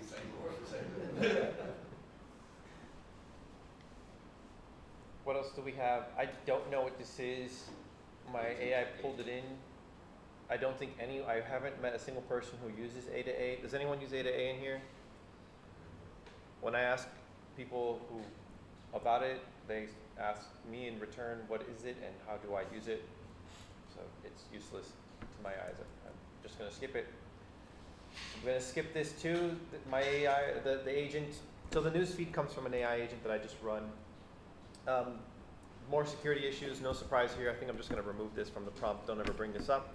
This should be a given every single week. There's some new shit every single day. There's some new vulnerability. Like that one. In GitHub. Yeah, maybe we should talk about that one. That one is there. So GitHub, there was a GitHub employee who had a VS Code extension, which was malicious, and they got into the GitHub enterprise and somehow extracted all the GitHub repos that power GitHub itself. I think it ended up getting sold on one of the hacker sites. It was being auctioned at like 50,000 minimum or something like that, which is incredibly cheap. Anyways, all the GitHub stuff's here. So the concern, the biggest concern from this, which I think is quite legitimate, was that if you get this repository stuff, if you get all this code and you start finding ways, you start finding vulnerabilities, the downstream effects is that if you're using GitHub, you might, there's might be some malicious stuff that can happen to you. We don't really know. There were some of the security researchers were coming out saying that the issue wasn't that GitHub itself got hacked, it was that this code is now exposed and so people are gonna find the holes and you know, maybe some 0 days are gonna be found. I don't know if you got private repos, if you got your enterprise up on there, you gotta think about that. That would be the concern. If you're doing open source, you probably don't give a shit. Yeah, don't attack all the small repos, just attack everything that's holding the repos, right? You know, if you're a hacker. I feel like GitHub's got more inference, gonna be able to, like now it's a battle of like who can burn more electricity to find the 0 day. Oh, sure. I feel like GitHub's gonna be pretty well positioned to rescan their own code versus. But if GitHub gets hacked and all of the repos are somehow protected without anybody's knowledge, I mean, that's the biggest hack, you know, versus just small little PR or something, so smaller GitHub repos. It is causing an exodus, though. You see this growing pressure of people who are trying to get off of GitHub and move to their own custom forge. I know there's a few solutions already out there. And there's all sorts of folks who are upset about GitHub being slow, sucks, doesn't improve, and so on. Anyways, it's just another drop into the bucket of like bullshit that's happening in the world. They've been having a lot of genuine like growing pains as well, because now the number of like commits and new repositories that is exponentially higher than it was a year ago because of so it begs the question: do we really just need GitHub? Why do we need that? If you have your own private repo, why do you need that? Why can't you have your own private hosted? GitHub has all this infrastructure around, all this functionality around it, so people are using, I guess, proprietary tools, and that's the reason. But there's also personal lab. I host GitLab at home. As far as I know, I'm not missing out. I think like for open source projects, like it's also like a directory or marketplace, right? Like a lot of times if I need something, I don't go on Google to search for it, I go straight on GitHub because I want more targeted. Like I'm looking for a GitHub repo, like a Git repo, not That'll be open source. yeah. So yeah, in the sense of open source, I understand that. Yeah. If you want to publish something out to the people and people actually find it, Okay, then you have to do that. But if you have your, there's a lot of private repo. For private, yeah. Why do you need private? It's a historical Just thing, right? convenient. It's free. If your computer crashes, your shit's gone. You don't have a backup. Yeah. Well, I think I mentioned it before, but I have a script that just pushes to Bitbucket, GitLab, and GitHub concurrently for repos that I really care about. And if it's a public repo, it's only public on GitHub. Yeah. So that's safer. When I worked at VeriSign, they had GitHub internally, had their own instance of it running. And that's because we developers asked them to at the time.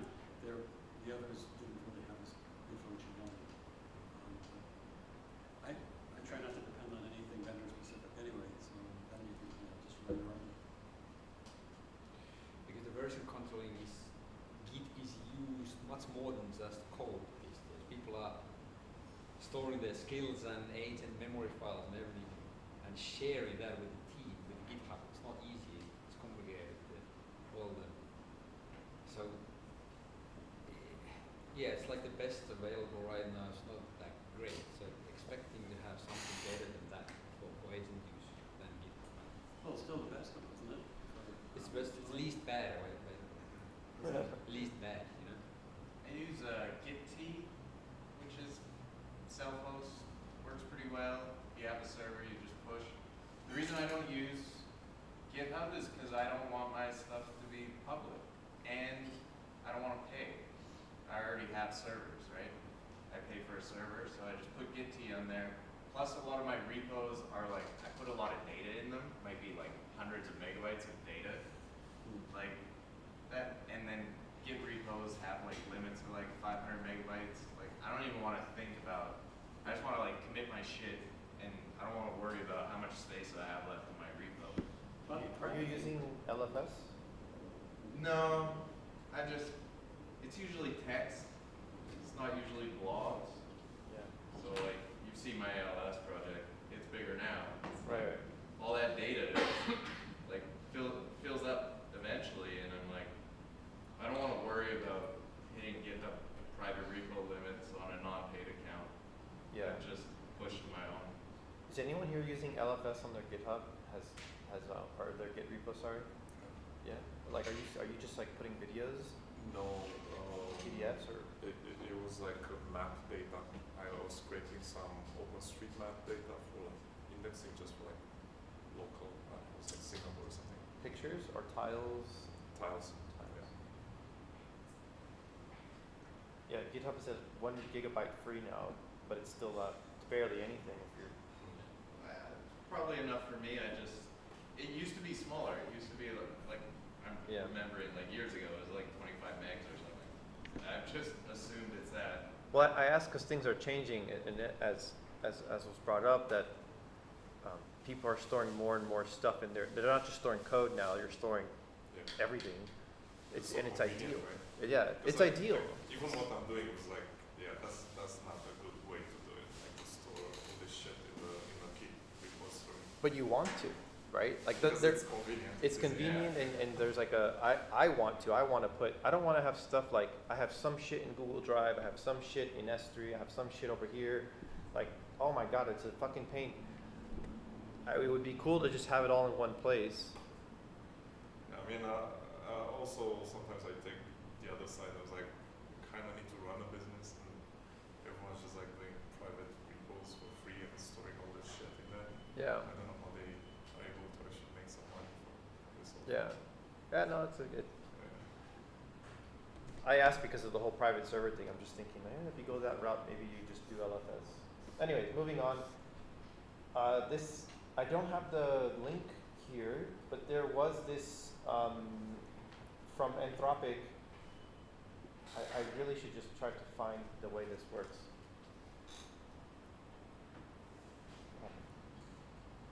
Self-hosted sandbox, MCP tunnels. So I read it. You want me to explain?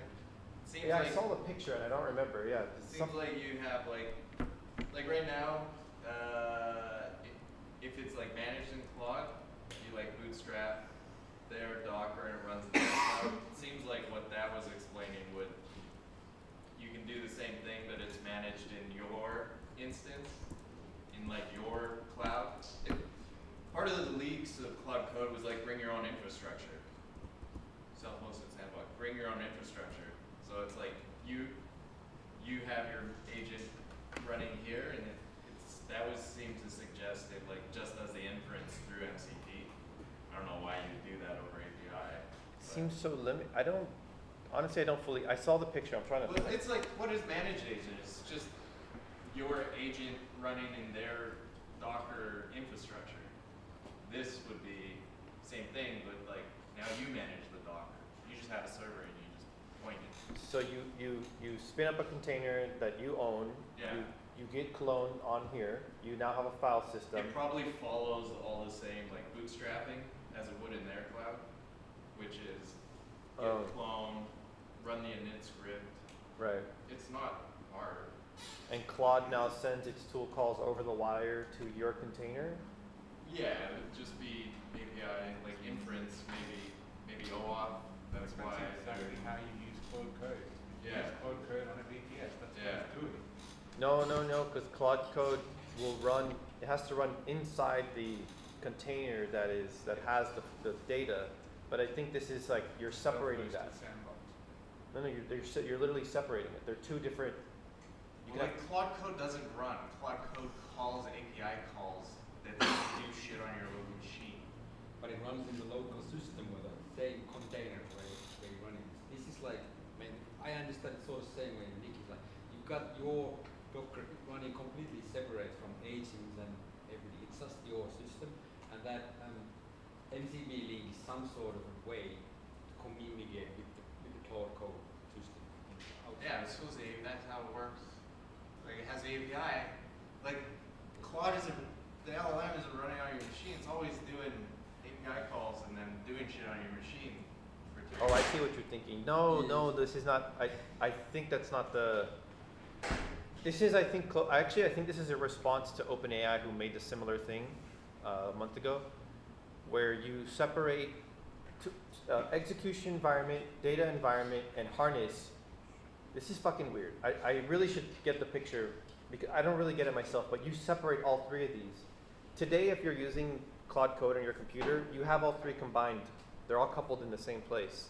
Okay, one of the horrible things with Claude Code, hold on, I'll so in Claude's managed environment, the fucking network reach, Anthropic's egress controls, they read all your SSL data.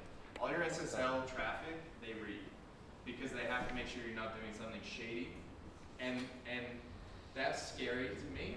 And one of the reasons I wouldn't, and it's also very annoying because everything needs to go through their proxy. It's super bad and annoying. And if you're using their managed cloud, it will fuck up all your shit. Your shit needs to like work to deal with this proxy. But I guess if you're running your own, you don't have to leak Hey Nick, all your network data. do you have ChatGPT?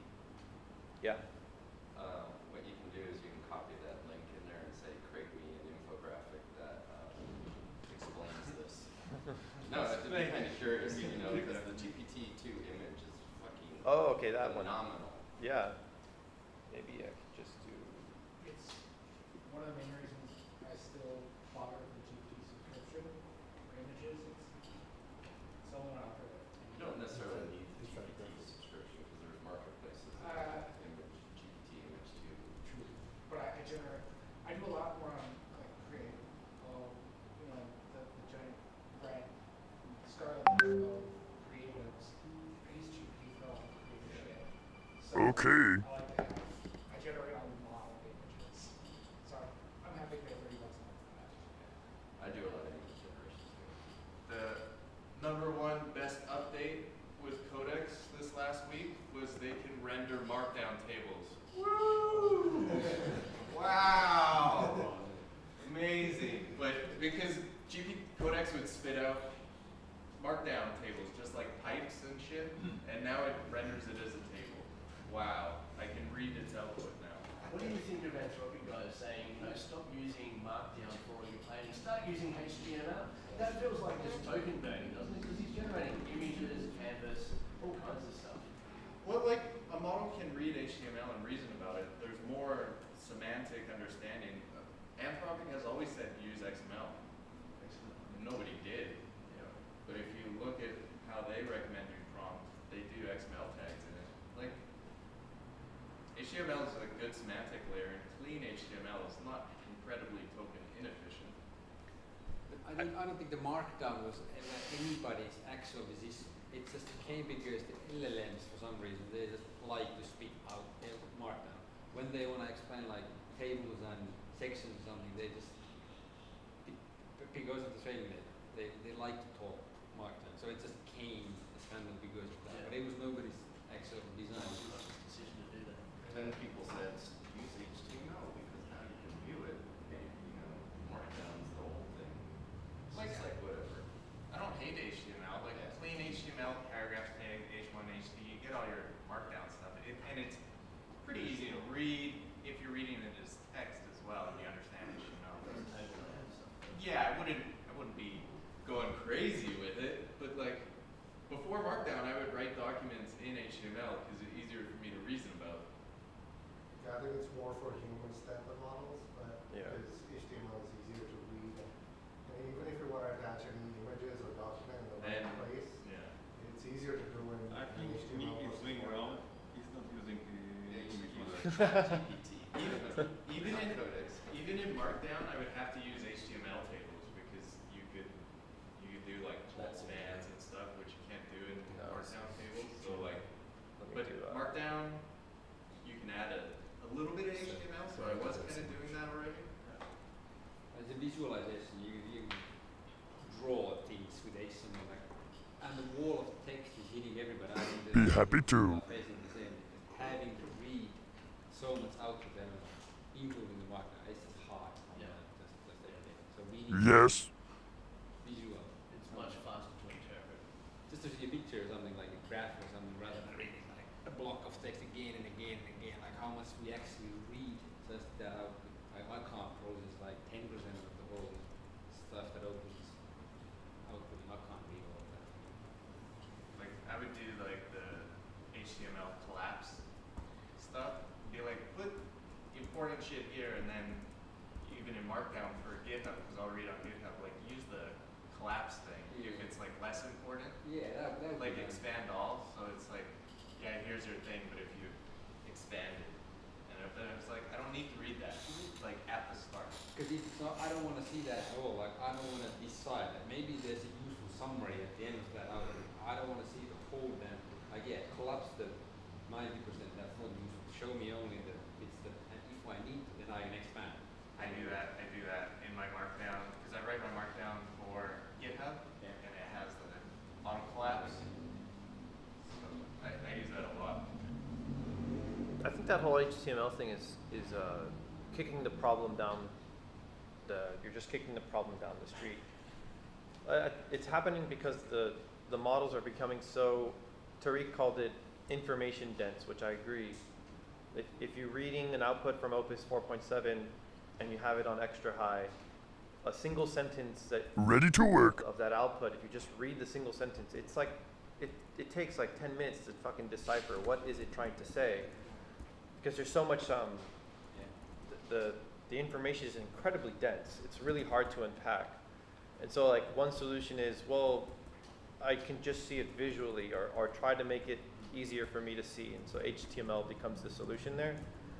But I think what ends up happening is the verbose information dense language leaks its way into the HTML anyways. And so it's not a real solution. I don't think it really solves the problem. I was going to ask, like, we were talking about spec-driven development, like, how are you guys writing specs with open source? So, like, when it talks to me, I end up a lot of times just Eli 5, just expect me like I'm 5, and actually it ends up being normal after that. Something you're doing? My agents, but like, specs are, at least for me, I don't know. Be happy to. Wrong, but like, it just goes crazy, like hundreds and hundreds of lines of shit. Is anyone working on I can do live that. documentation? So your plan to become a live living document, and it's embellished with images and graphs and charts and explanation of what goes through it. Something you're And every doing? time you make a change, it updates the document live. And you can do the reverse and go, right, go into the doc, go, now I want to do this, and you're changing it as if you're changing a plan or adding a feature, and then feeding that back to the AI and go, we've just added a new thing. And then you've got that rich documentation, and then you're also talking to the agent that's got a real clear definition of what it's trying to build, like holistically. We've talked about document drift. So Ad nauseum here. And then you Like, need we all want to do it, but then it goes out of sync. I actually just started formulating something for my consultancy of like governance as code. So I'm more on the data governance side. Like documentation is everyone's least. No one wants to document anything. And it makes sense, right? You've got 100 tickets. You just want to churn through your shit and be done, and then not have to write a novel about it. It's like all your code, like treat it all like the software development lifecycle. There's all kinds of artifacts when you're doing your development. That's a perfect use case for an agent, for an LLM. Like, review all this shit, put it into a language for an idiot, for your C-suite, to like, understand what the changes were, inject, update the document, and it is an actual living document. Like, I don't understand why no one's done that. But why couldn't the agent do it at the same time? The agent's generating the code, and at the end of it, it explains what it did. It goes, hi, I just made this change, this is the reason why. So then the freaking document. The I don't burns see a lot of token. Burns a lot of token. You need basically a second subscription to run that. So I do that like once a day. So there's a daily task I run. I usually run that manually at the end of the day. It goes through the whole thing I've done for the project that day.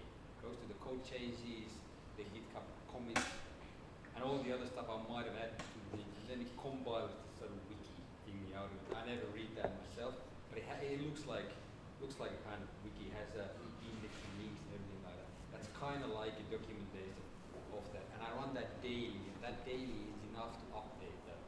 And then next morning when I start, I feed that wiki almost entirely to the context page. So it's kind of, it doesn't burn crazy amount of tokens all the time on that. Are you using a tool or library to do that, like a DeepWiki or something like that? Because there's some tools out there, like I think Devin recently was based on, because I was looking at that for a bit, and you can run, I think it's called DeepWiki, I could be wrong, you run it over your code base, and it generates English understandable descriptions that any encoder or any C-suite person could read it, and it has mermaid diagrams and shows you how the architecture of the code and everything sticks together. That could be, like, that's one level. If I wanted to see that myself, I would like something like that. So a third-party tool which is visualizing that information, building it something like human readable. This is just markdown files that I upload to my machine. So the same agent that writes the code, it just goes through the changes and then compiles that again. Like I said, I never read that myself. So, but if I was to, that would be something I would probably do. There was a video that came out from Anthropic yesterday. I think over the last 2 weeks they've been doing this live. They've been like in London, in Tokyo, and some other place. They've been running this Claude Code event where they're, I don't know, they're just like showing off Claude and the new features. And yesterday, the PM from the Claude Code team, not Kat, but some other, one of the women who worked at Microsoft and I can't remember where else. Anyway, she's the PM for, I think for all of the Claude surfaces. And she made a talk yesterday on the things that they're automating within Anthropic. And one of the things was their documentation. They said that they moved to now where the documentation, the PR, and there's 2 other things I can't remember, are fully automated. And they're they've kind of figured out a way to not need a human there, or some sort of like, oh, how do we solve this problem? They kind of solved it. She was talking about it. She didn't give too many details on how the hell you do it, which is kind of annoying. We've solved it. Great. How did you do it? Oh, Yeah, well, yeah. So I guess it's good to know someone's doing it and that they're not looking back. I suppose that's the takeaway. The bugger that is Anthropic doing, because now you're going to pay all this money just for documentation as well. You're going to double your credit token usage. I think the problem with us in document drift is like the old models were kind of lazy, and to like really get them to update your documents was a pain in the butt, right? Like you tried that for a while, like in about 4 days, and it's like, hey, update this document, yeah. and find like 2 things and update it, and now you have something that's just a Frankenstein, right? But I feel like now would be feasible, like. But partly, so I turn it into visualizations all the time, not the way Steve just did it with graphics, but I'll do it with HTML stuff and semantic objects between it. So create a model view controller from your pros to structured data to HTML. But you still have drift a month later because you've got these beautiful images or visualizations, then the code base changes, and it's just hard to deal with the temporal aspect of it, the change over time. You kind of have to do it after every code change. Like there's no, or like you at least once a week, you know. But you've also got to go back and check that it changed the other stuff that might have been hacked. It's not like there's always a one-to-one relationship between the hook change and what visualization you receive. Yeah. That's what I mean, like with the drift. Like Yeah. the old models wouldn't have done that. It would do a couple things. Okay, task done. New models are a little bit better about cascading down.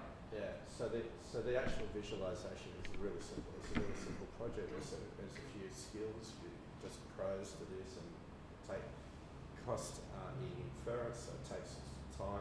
But yeah, keeping it up to date is not so easy. One big problem that I'm having is there's no decay system. So if my wiki has something that I thought about a month and a half ago, it sometimes drags into the current system. So when Claude is writing code and reading something, it brings that up like, March 23, you were thinking about something like, do I have to take that? It's like, hasn't been relevant for like 2 months anymore. Please ignore that. Ignore that. So I have to fight it. It's almost too much information in that. So You might want to talk to Ian about just the memory system within Kyberbot or Kybernesis, mainly because it's got decay and entity management, temporal stuff. But the decay is the one you're talking about. Yeah, decay, something like, I still want to have that information here, but that relevance shouldn't be like, you don't have to take every single thing into account today. This is like, I think I saw you had your workflow that when we were talking about documentation in the past, you were like, no, Mermaid's the way to do it. But now you have a new thing, right? Oh, the visual tool? Well, you're kind of poking at it when we're. Well, yeah, just now, but this was so the codex thing, we were trying to look at the codex. Man, I botched the prompt. Obviously, I just wrote a 1 sentence, so it's gonna come out like He shit. sent you an infographic. I sent you an You sent me one? infographic in, Okay. with check it out. WhatsApp It's good. channel, Let me grab it right now. the Chiang Mai one. That was I your. didn't look at it, so I don't know like what's. Nobody looks at broken anything or we not, make. So. You complicate it. That's ridiculous. Can I make it really simple? You know GitHub runners? GitHub runners? You know how you can run them locally? No. You can? GitLab runners then? I Oh, don't know. GitLab runners. Let's just say GitLab runners. You know how you can run them in GitLab where you can run them on your machine? No, I actually don't know this. I don't use GitLab anymore, so. Never mind. Look But at it's just that. a local. You could zoom in somehow. probably. The main thing I can see is just avoiding their network egress SSL leak. If you're running on your own machine, you don't have to worry about that. Exactly GitLab runners. So section. This is the whole information density problem. You're gonna have to look at this shit for 20 minutes and then still not gonna be. and then you gotta go back to the docs and see is it even right, and it's just a pain in the butt. That's what I'm saying. You're kicking the problem down. Like the problem doesn't go. There's no real solution. If this were in text form, of course, it would be way fucking worse. Which is the documentation we were trying to turn this into a visual. Do you know Claude Remote Control?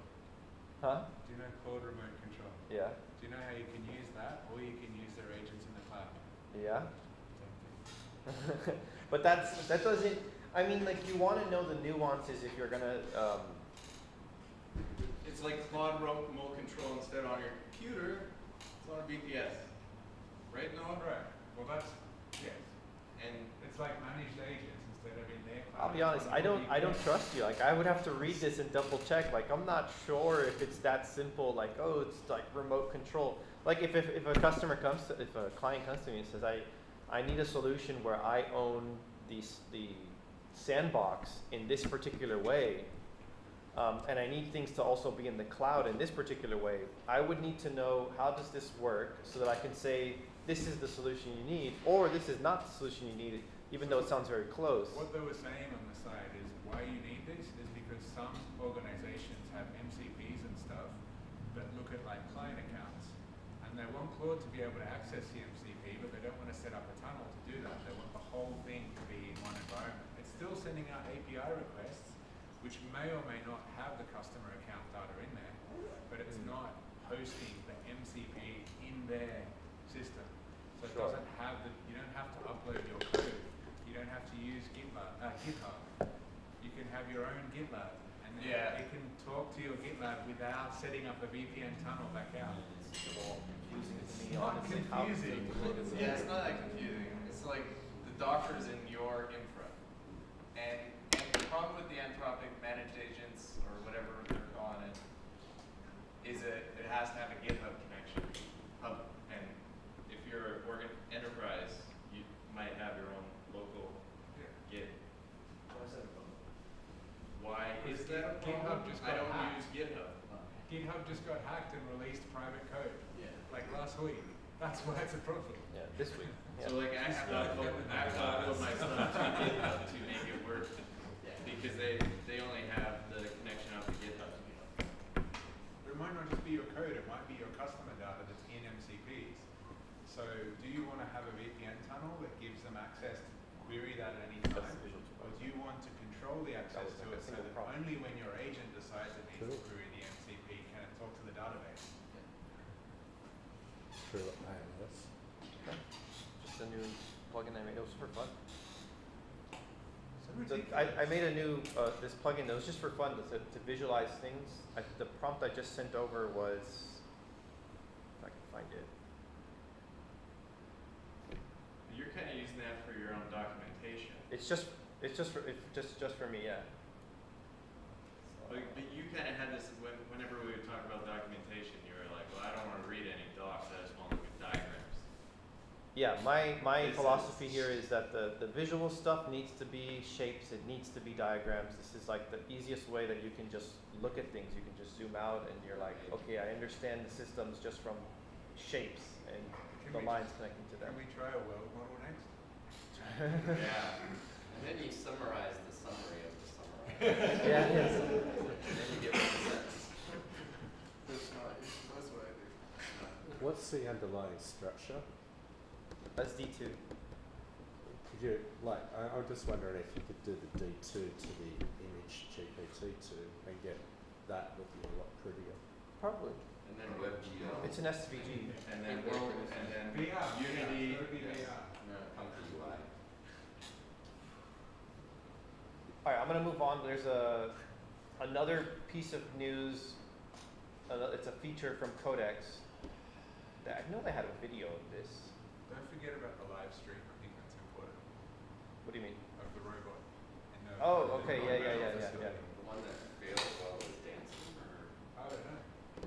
Didn't see that. So this new feature is that I think it was 2 weeks ago, 3 weeks ago, that from the Codex app on your phone, you can access Codex on your laptop, and then now from your phone you can access Codex on your laptop still, but you can access the apps that are on the laptop. It's fucking weird. So from your phone talk to your laptop, but the laptop talks to the apps and comes back to the phone, something like that. Just on Mac.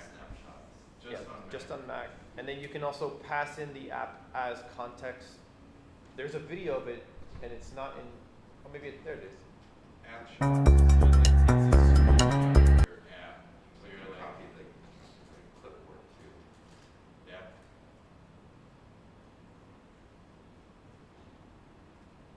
Make this anime.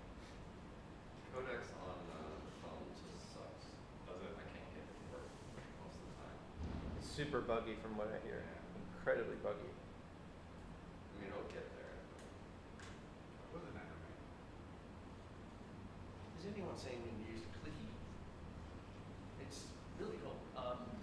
It will take a screenshot of whatever software you're using at the moment, and you can ask a question like, if you've never used the software before, in plain English, you just go, hey, how do I do this? Sends it off to Claude and comes back and explains it to you in English, and the mouse goes around the screen and shows you, click on here, enter your blah, blah, and just like, that's bad. I do that all the time in like websites, like AWS, and like screenshot. I don't know what to fucking press. Like, tell me what to press. Bunch of new features for Codex. More annotation I like modes. this feature for sure. I Yeah. found out this feature that I just stole from Playwright.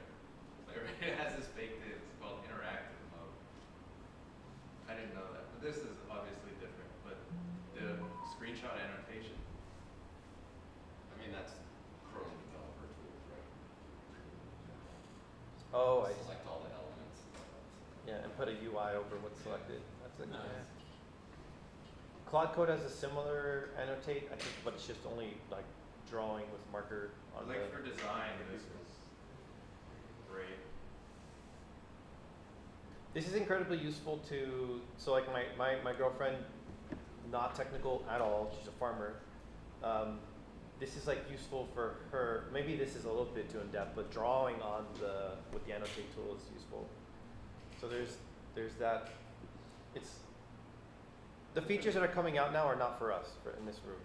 I think that's one of the, that's what's happening right now, right? The annoying part is like Codex doesn't release this in their web interface, and then they don't have a Linux, so I can't use any of this fun stuff. Yeah, we're no longer the target group. Well, like Less that, and less like, and less so. Like that could exist in the web. It's the whole thing they're using for the app is web. You know, it's like just give me that in the web. Mm. Probably a little bit more work, but it's not there. Actually, sorry, I use it a lot because, you know, I don't need just a website. I need, you know, lots of marketing tools as well. And, you know, you can do it on WordPress, but in my opinion, as a WordPress user for a long time, it's a piece of shit. Yeah. And so what I found is the best, you know, solution to use a system like System.io. It has all the marketing tools, but the builder is really bad. So I just, you know, create HTML codes with AI, and it just looks nice and animated and shiny and everything, and I have all the tools I need. So these kind of, you know, interface just shows us it's perfect, and actually Google has it for months, but it's so buggy, it's just so bad, I can't use it. But I'm really looking forward to it. You should look at Open Design. Open Design. Open design, yeah. Let's have everything, all the marketing. It's getting built in, but it's mainly more for theming. Sorry, I should backtrack that. So if you're theming things or fixing things. Open design. Okay, thank you. They basically clone Claude Design, if you know what that is. What models do they use? You can use whatever you want. Under the hood, right? I use Codex, but it's you know, being able to select an element and say get rid of this fucking thing instead of a screenshot and trying to explain it, you know, it's just much more efficient. You know, and annotating like 20 different things on your page or your design or move, it's just like just go. You know, I don't want to try to explain that on a screenshot. Okay, before I forget, what's the robot called again? What the hell's the name of this thing? Clippy. No. Sorry.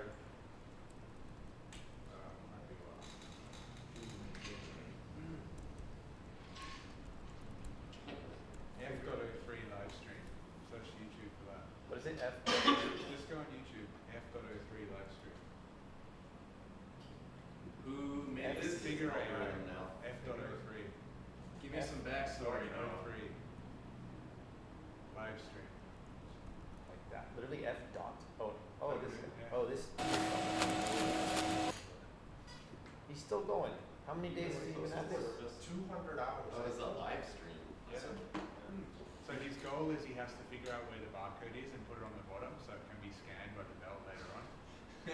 Love that stuff. But I'm sick of this job already, give me something else. This is when they go post No, when we get he's- Terminator.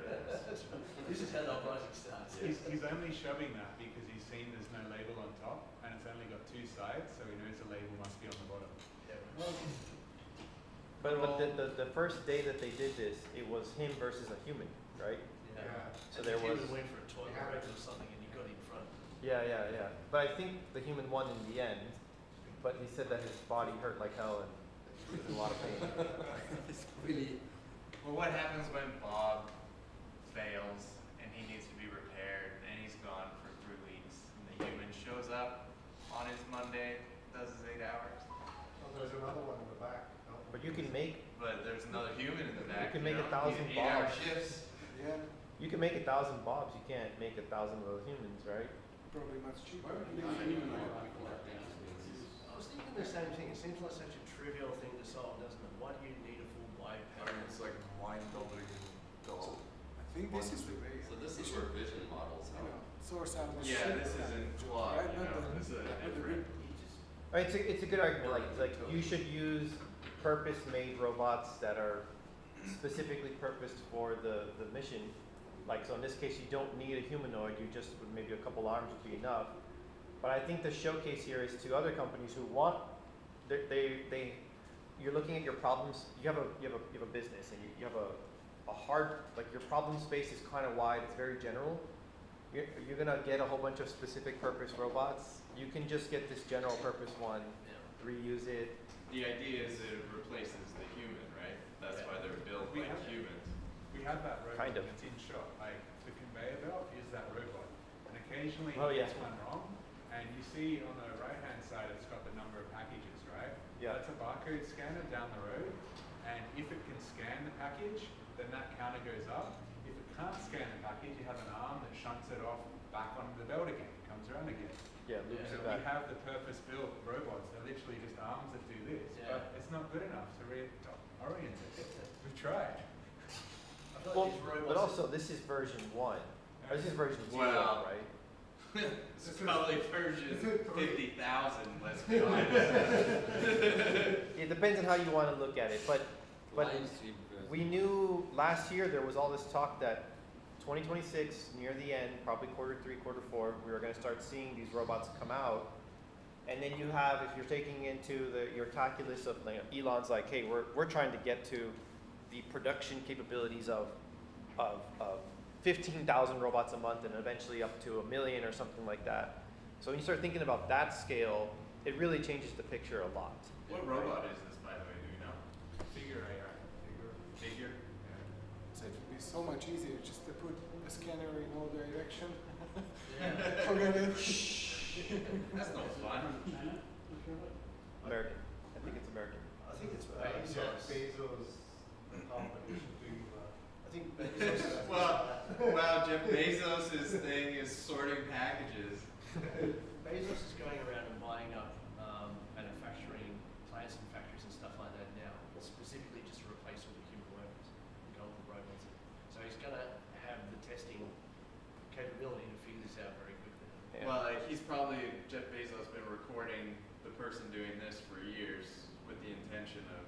But have you ever seen an Amazon factory? The amount of purpose-built robots they already have. Yeah. So, like, nobody wants to work in an Amazon warehouse. I feel like Bobby's open to abuse when they're like, the CEO's just going to go, hey, Bob's got hands, right? He can go and get coffee first. Just thinking up all these like pointless tasks for the robot to do. We've got to get our money's worth out of him. Have you ever seen the coffee robots? There's quite a few of them. Oh, we have some here in Chiang Mai, the little rollers at the restaurants.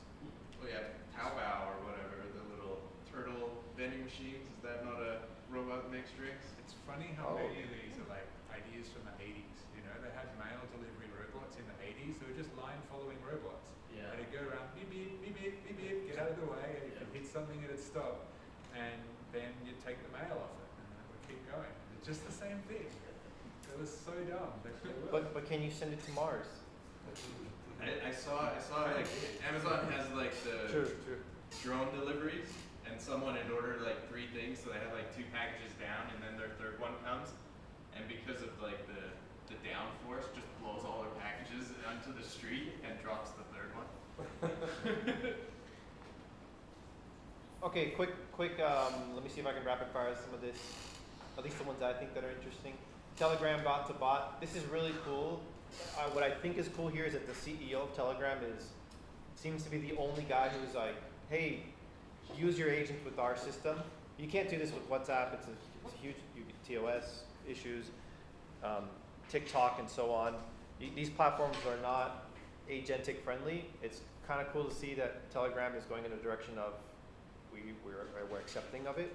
So they released this bot to bot thing.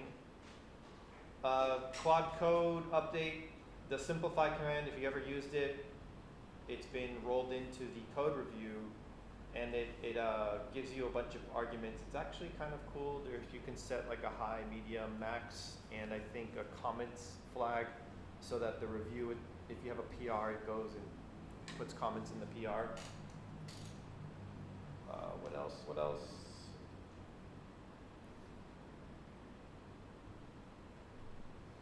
Bun stuff, that's the bun thing to Rust, I don't care. Earlier when we got in here, we were talking about who's paying for Claude API. Look, there's your thing. Right? When we first got in the room, we were discussing, because I think a data point that came up this week is that Anthropic is in the green. Like as of this week, they claim that they're in the green. And Noah, we were talking about where is this money coming from and who's paying it and what does it mean for the $200 subscription plan. And I was trying to convince you that there are companies who are using Claude, but not the $200 subscription plan. They're using the API and they're burning tokens and so on. You're trying to say we're the minority. We are the minority, yeah. Well, they have to. The enterprise plans, like if Daniel was here, you could explain, because he looked at it for his company. He's like, oh yeah, everybody gets a $20 plan. I was like, no, Daniel, you're reading that wrong. Yeah, you pay $20 and get jack shit. Yeah. And then you need to pay the actual API token usage for everything. And yeah. he's like, no. And I was like, all right. 6 weeks later, he's like, oh, I didn't realize you didn't get any credits for my $20. Like, they should give you something, to be honest. They should give you $20 in API credits at least per seat. But no. Yep, you get nothing. You get $20 so that you can pay for more stuff. That's what it makes you eligible for. But in you get an account. In a three. Yeah. You pay $20 to have an account so that you can't pay for shit. Yes. 300,000 person organization, if only 20% of your people are using it, it might be cheaper than everybody getting a $100 plan, because $20 plans not enough. You know, so. Well, I mean, the API token, that's an actual usage. It's not based on like how much of your some sort of subscription you're using. Like, so that essentially is saying like when you're paying subscription, you want to use this as much as possible. You want to burn, as many tokens because you already paid for that. But when you're an API, you kind of want to use that as little as possible because you're paying every single. So it's a different motivations when you're using that. So I'm wondering how it actually drives the development cycle. I've never spoken to a person who is running fully on API tokens. How do you do that? Because you kind of, it's back to your mind all the time. The more I use, the more I pay. Whereas I don't know how that mindset affects on how you're building software. So it would be nice to talk to them about. Just shared a tweet where there was a news that Meta is using 1/3 of Anthropic tokens. Whoa, really? Okay. I just shared it in the chat. Let me see. Have to fine tune Llama They're somehow. probably, Still in Yeah. the next model. It's a Chinese model. $900 million. $10 billion ARR of Oh, Anthropic shit. is with Meta. Like with KPMG, you're like, well, coding, they're not coding. They're making Excel sheets. But what is the source of this data? Anthropic, pre-IPO. So there you have it. Not using the subscription. And we're trying to wonder, the whole talk in the earlier part of the day is that those who are using the subscription make up what percentage of the revenue of Anthropic, and my argument is like very little. We're like 5% of. We're cost to them. We're cost. Yeah. The reason they have to use the API is because they want the data protections, and we don't get those. So like if you're Facebook, you're like, yeah, you can't train on my data, and you have to delete it. Yeah. So Pricing is like airline tickets where the first class passengers are really subsidizing the coach. I've heard that the coach passenger ticket prices don't come close to paying the real cost. Yep. Okay. I'm just gonna end it here. This week was, in my opinion, kind of uneventful. There's not much exciting things to talk about. I have one more thing, Bring it up. Go ahead. Go for about it. the new cursor model Composer 2.5. Someone use or no? Because I saw in the feed there is quite good and cheap. it was their first new model trained on the cluster, fine-tuned on their massive amount of GPUs, and they did that in like 2 weeks. Oh, is that true? I didn't know. On I know the- it's like this weekend. Is it like a 90% reduction in token costs for Composer 2.5? But That's- their sweet benchmark was like 60% versus 50. 50%. Yeah. Yeah. And the other guys are like 70, 80%. Hey, well, it's 2 weeks or whatever, you know. It's not a. Decent price. 50 in $2 out.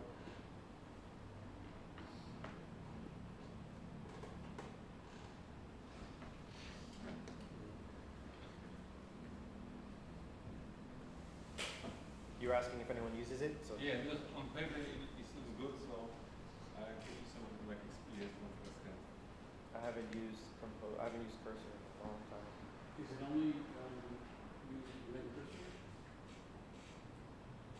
Or Not probably. what's that? I don't know. Probably. No, I'm looking up, says something like Cursor Composer. Cursor has a lot of GPU now. A lot of GPUs now, so.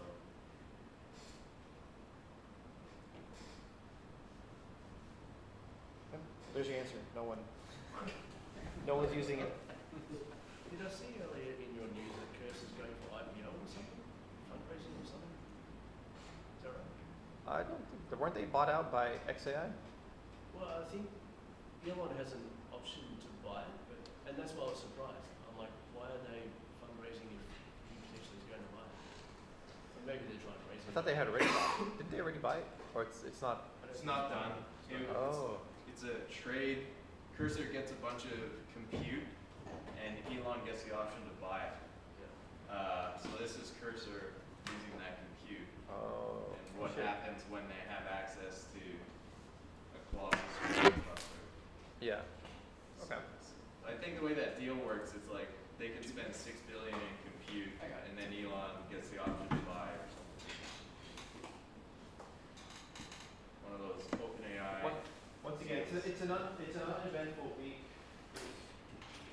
Whatever, it's happened before. It's funny that you say that in Google had their big meetup, right? Yeah, we don't really care. No one cares about Google. Yeah.